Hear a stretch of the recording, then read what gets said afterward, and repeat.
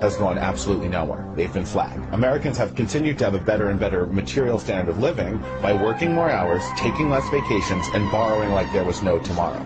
And the problem we have now is they cannot borrow that much again.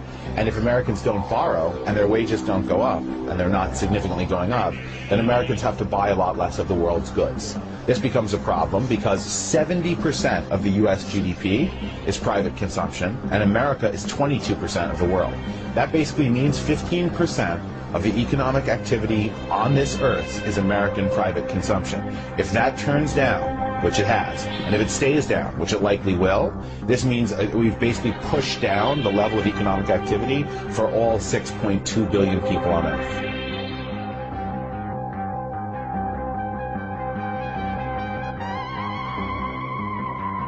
Those who cannot remember the past are condemned to repeat it. David Walker's the Comptroller General of the United States, the head of a nonpartisan government accountability office, and he says that's a warning that's worth heeding.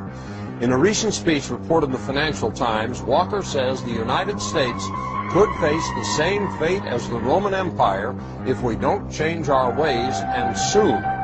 Walker says the U.S. is on a, quote, burning platform. Our overstretched military, growing debt, underfunded health care, and lack of immigration policy could all contribute to our downfall unless we summon the national will to act. We've known about and ignored most of this stuff for years. It's just that now, according to Walker, the window in which to fix these things is beginning to close.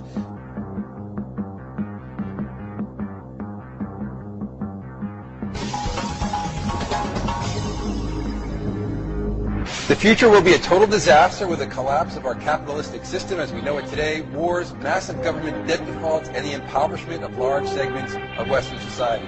That's according to our guest today, Mark Faber. He's the editor of the Gloom, Boom, and Doom Report. So there's the gloom and the doom. Yes. Mark, Yes. What are you so concerned about?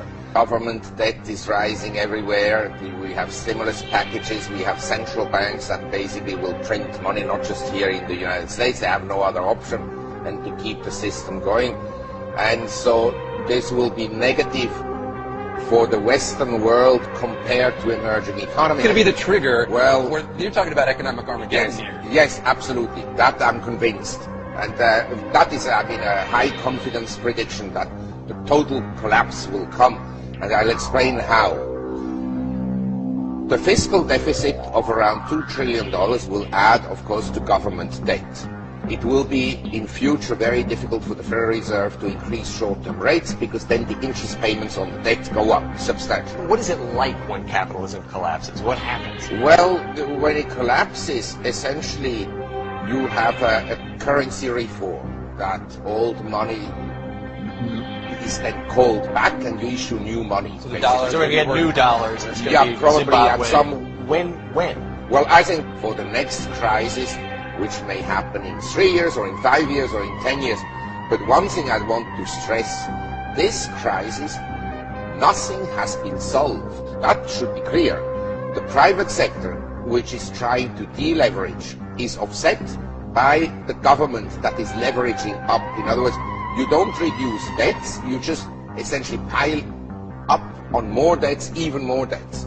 And the problems haven't been solved, but they've been postponed.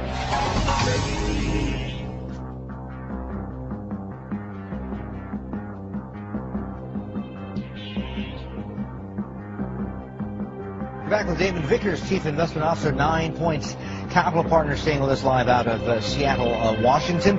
Damon, you guys are a hedge fund, and what you guys basically do is you try and catch breaks either the up or downside.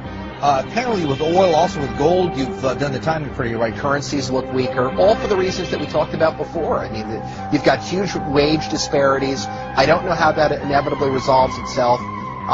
It may resolve itself in some type of a global currency crisis.